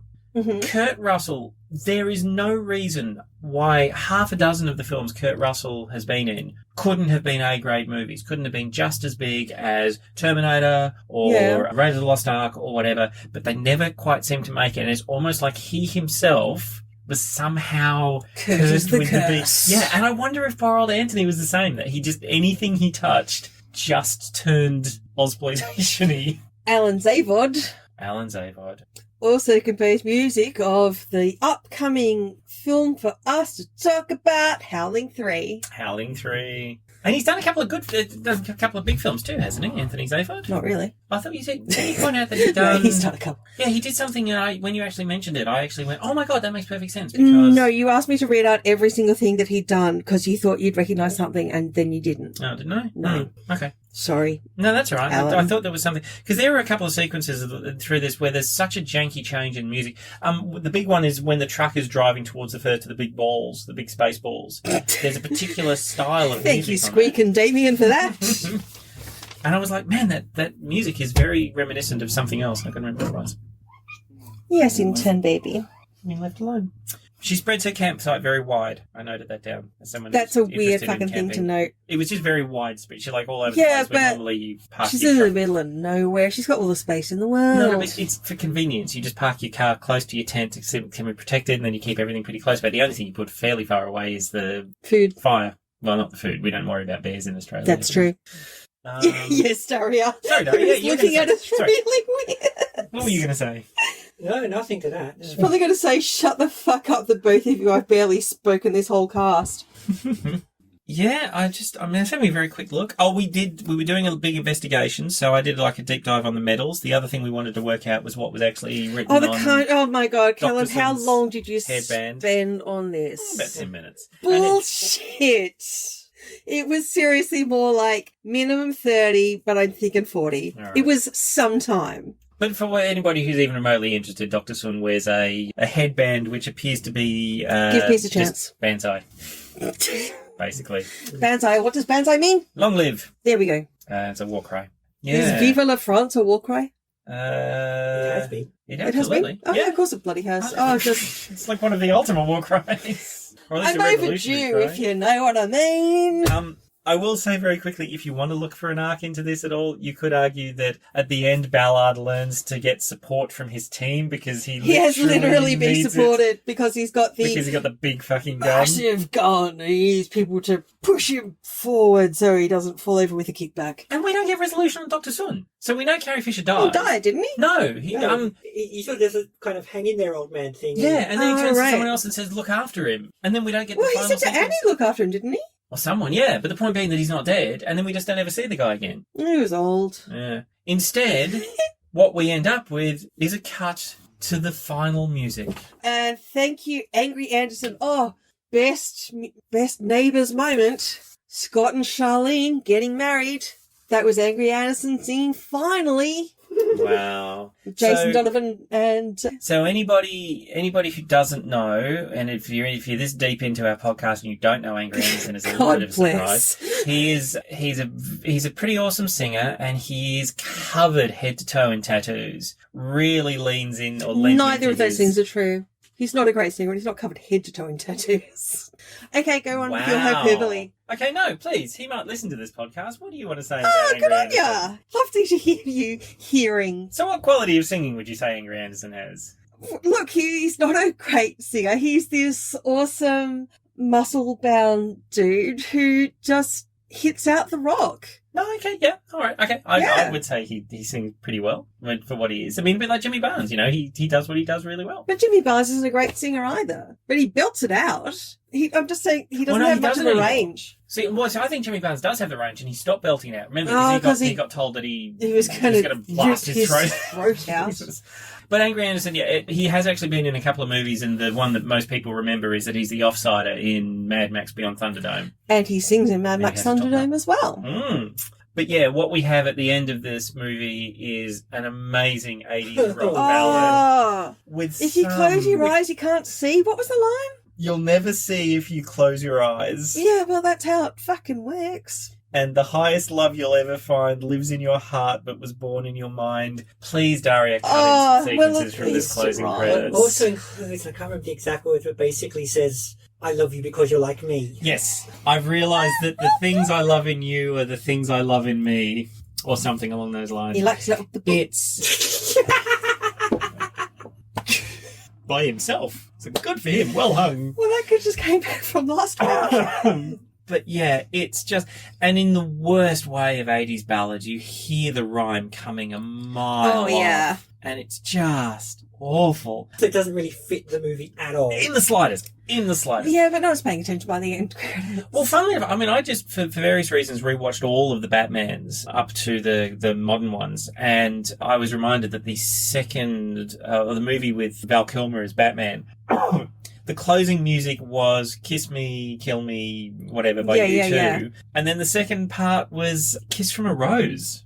Terence Trent D'Arby. I think it's Kiss from a Rose. Yeah, it was like this totally non-sequitorial piece of music at the end of the credits. A sequitur if you count the word kiss. But I remember that being a thing for 80s films. Didn't they? Didn't the soundtrack no, always include some... like when you get to the second song in the credits, that can just be completely random. That'll just be a band that appeared somewhere during the film, but the song is non-related. Yeah, but usually the first song tries to at least kind of fit. Yeah. Which again makes me wonder, did they already have this song when everything was going to pot and they just had to put it in there and hope for the best? Yeah, that's right. Who the fuck knows with this movie? But questions and answers. More questions. Could have been huge. Was never destined to be. As we've said, it had a budget of $8 million. I don't know whether we mentioned the entire box office was $97,728. But I also read that, like I said, that the box office was halved, and I don't know if it was halved from 16 to 8 or from 8 to 4. So even if we But assume, it was cut down. let's assume that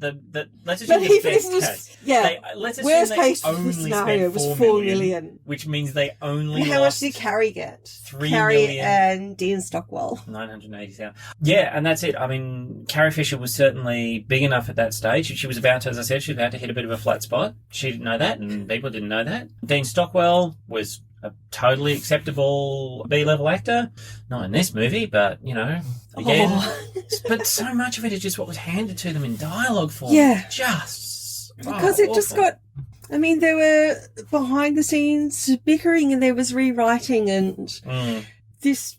I mean, most movies don't live up to the creator's potential because that's this beautiful ideal in the distance, and you do what you can, but you settle. But this had a lot that would take away from what they wanted it to be. Yeah, coherent plot. I don't know if were there. Did you find any actual kind of like on stage?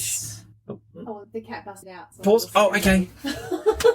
We were talking just before about the recommendations and whether or not to watch this. And as I said, I don't think I'm going to mark it highly, but I do think this comes with a recommendation that I think if you got a group of people together to sit down and watch it, you'd have a ball. I don't think you need to do that. Like, if you just feel like looking back at a show, like at a movie from Oz history, and you want to see what Australia did in 87, forget that they spent $8 million doing it. But, like, we've shat all over this film, but it's highly watchable. It's fun in a lot of places, and the special effects are really well done in a lot of it. If you're not the sort of person who says, but wait, how come then, and the story? And a lot of people aren't like that. Oh, yeah, you're right. And not just 11-year-olds. Some people will just watch a movie and they'll take on board the story of, okay, if you say so. If you're a person like that, if that's how you roll, you'll get more out of it. If you can suspend disbelief. Is that what you're saying? Well, it's less a matter of disbelief, because that's usually reserved for stuff that's impossible. Yes, yeah, you're right. And, I mean, like a time-travelling city. Yeah, well, the sci-fi stuff is fine. I mean, Cyborg's time-travelling city, that's cool. It's more when the plot just gets lost in itself. Yeah. Which isn't so much a sci-fi thing as just what happened to this movie. But if you're the sort of person who just lets the story wash over you. Yeah, wash over you. And which I usually am. Like, I don't usually watch things from a critical point of view, and like, this is one of the reasons I am so bad at watching horror movies, is I just get sucked the hell in and I can't watch it. And so heaps of horror movies that I want to watch, I have to watch with the director's commentary. So I'm able to see a film without pausing every 15 minutes to go outside to pat the cats and have a cigarette. But that's actually what I was going to say about this, is that looking at this movie, it's really hard to pick why it failed. It's really hard to say. Well, actually, okay, sorry. You're right. Sorry. It's all the script and the dialogue. You're right. Because there's nothing terribly offensive about this movie other than it. There's nothing bad. There's nothing hokey. There's just all these things they throw out there that should be followed upon but aren't. Yeah. Yeah. So yeah, it's a movie you can absolutely enjoy yourself or a couple of friends. And but yeah, if you're just like, if you want to go watch a mid-80s Aussie sci-fi and see what was going on, you could do much worse than this. Well, I was going to say, they were making, with this budget, they were trying to make themselves, I said, Australia's first Star Wars, Star Trek, Terminator, big budget sci-fi film. Yeah. Has Australia ever made a big budget sci-fi film? The Matrix? See, that's an American movie made in Australia. Depends on the given value of big budget and sci-fi, I suppose. Yeah, I'm just trying to think off the top of my head. This is just down to definitions. But I don't know, that's the thing. If you look at, you look at the Ghostbusters and the Terminators and the Back to the Futures and all that particular style of genre, the Ghostbusters, big sort of special effectsy thing. I can guarantee there are just people yelling at the podcast right now. What about that Australian movie? A bunch of suggestions. Give me 2 seconds. I'm just curious about, now this was 1980, what was the one around about the same time? This is 1987. Let's have a look at what the Terminator Or budget 4039, like if that's your thing. was. Or the 24th century. Yes. Or the 4th millennium. I mean, whichever you like. Or back in Wow. rock painting times. Oh, yeah. Okay, so the budget for Terminator Go. was $6.4 million.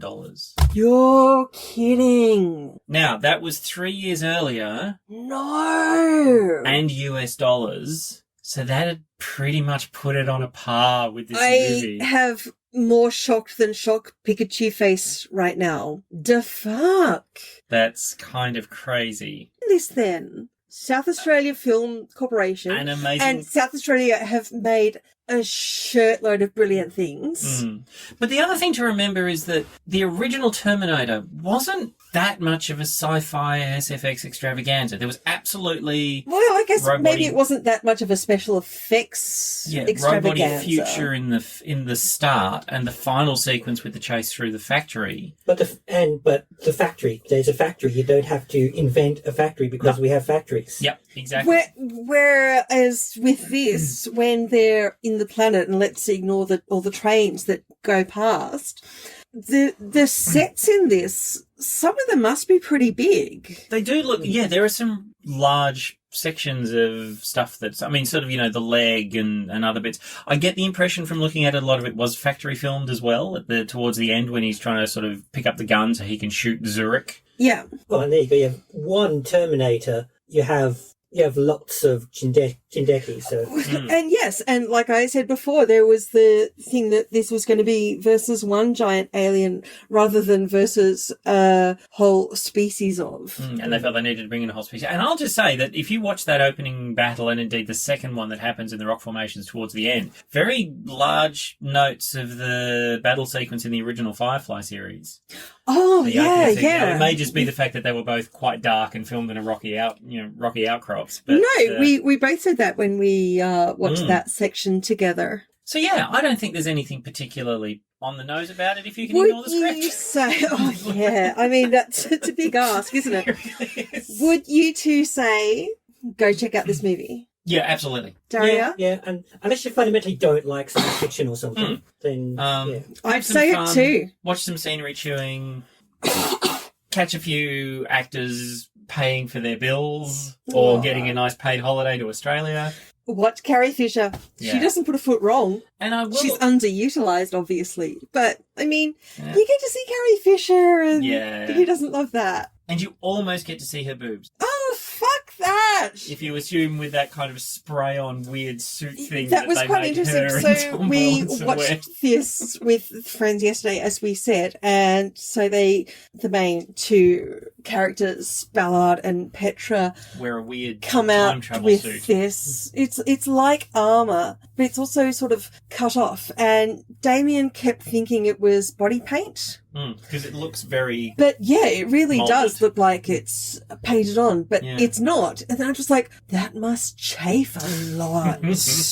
But yeah, I think totally... And with none of the kind of classic, with the exception of Jim Holt, who, as I said, is a more modern sort of second-tier Aussie dependable actor, none of our classics. We don't have... Well, no. Yeah, we have nobody, as far as I can tell, who was in any of the play schools. And maybe only just... Oh. What are you two doing? Stop killing each other. Sorry, audience. No, it's- Interns killing each other. Actually, yeah, do we have... So who would have been the big kind of stalwart Aussie actors from the 80s that would have been there? Because... Well, those are the ones you just mentioned. Yeah. Yeah. They're just not in this movie. Just not in this movie. Yeah, also so not appearing in this film.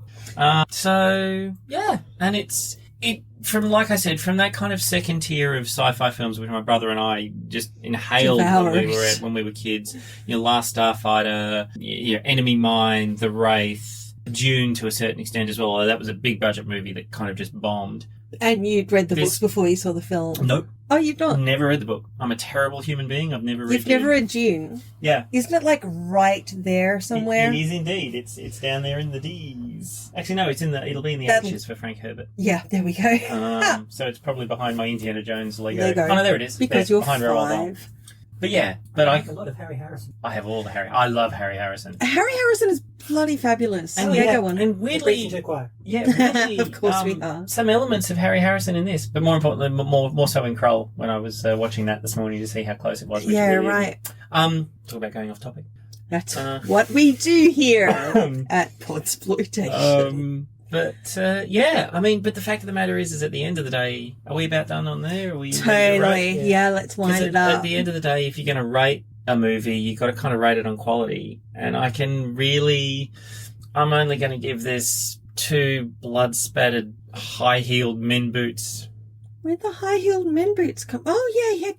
The cop had Cuban heels. All of the men the were wearing insecure the boots. man, Yeah. the insecure cop, Tom Rafferty, Burlinson's- had Cuban heels. Ballard's boots were pretty high-heeled as well. Were they? I didn't notice. But then you also said he had a really thick belt, and I didn't think he did. It looked a bit thick to me, but then that might just be my interpretation. It was a sort of an 80s belt. But yeah, I just thought it was a belt. It really did seem to be a fight-off between Blundstones and R.M. Williams. Oh, they weren't Blundstones. No. Oh, no, one of the cops was wearing Blundstone type boots. Oh, and then what there was some type? R.M. Williams. Was that? Yeah. I think possibly Sergeant McCarthy was.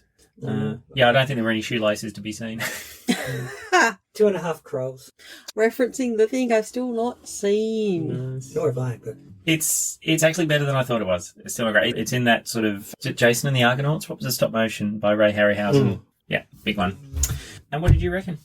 I think it's worth experimenting with several out of some experimenting watching this film.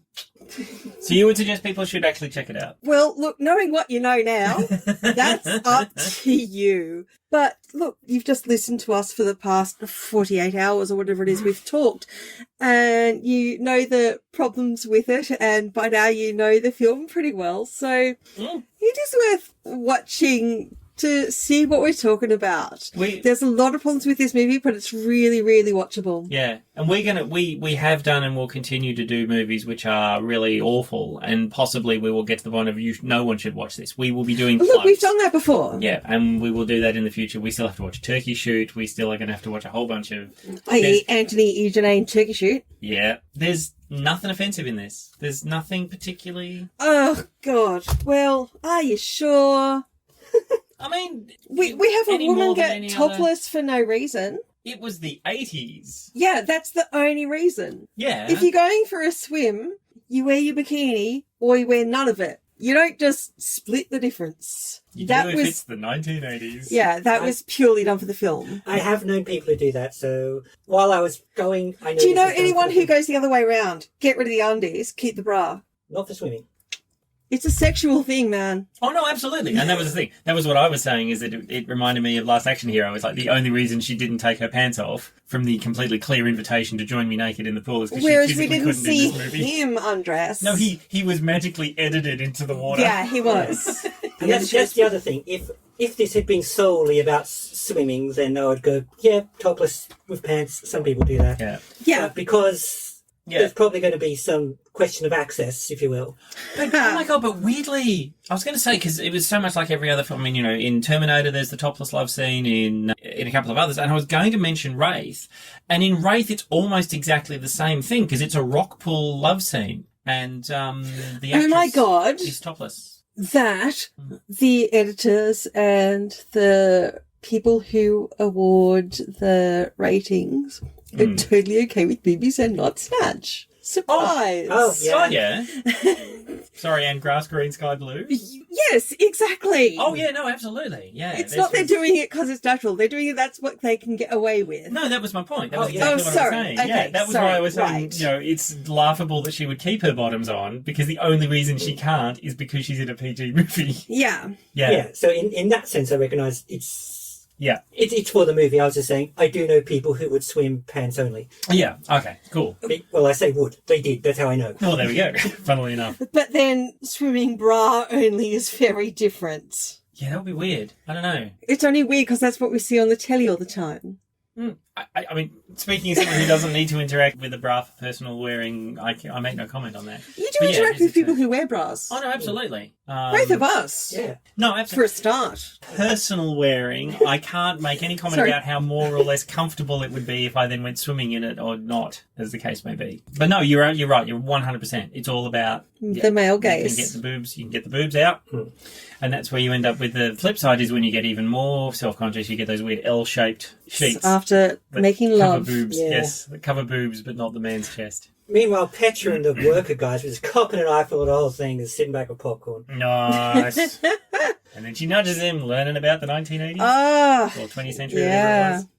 Right. It's done. And I'd like to just say solar employs, nuclear destroys. Yeah. Incredibly progressive sticker There on was that van. like a lot of hate on this car that just rolled into town, and none of it was on all the progressive greeny bumper stickers. So that was fun. Cool.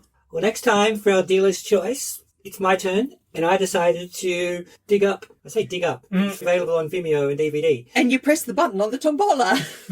No, this was a choice. This was a dealer's choice. Yeah. Oh, I see. Yeah. Dari's taking responsibility for this one. Oh, this will go well. Yeah, that's for Nullarbor Nymph. Wow. That's. Hey, do you have a trailer? I can't fucking wait. Oh, you don't, do you? I do. We play it on the show next time. Okay, all right. Yeah, fuck yeah. Cool. Until then, though, I've been Daria. I'm unfortunately November. And I'm still Callum. Thank you for listening to us ramble for longer than the film rang. As we always do. As we always do.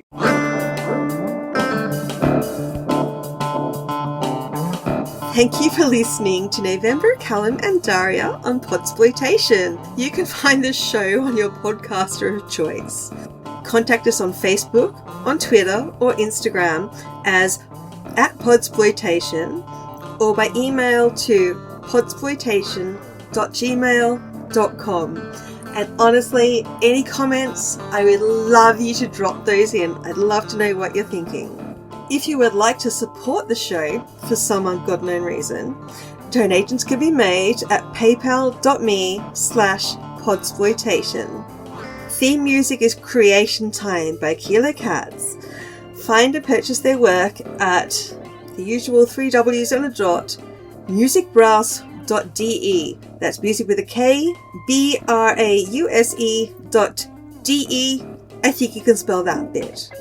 All other material is for review or illustration only, no claim or infringement is intended, and it remains the copyright of the respective holders. No topless geologists were harmed in the making of this film.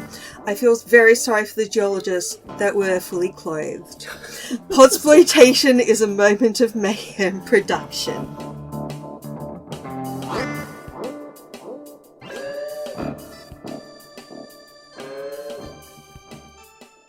Stop the fighting. Stop the fighting now.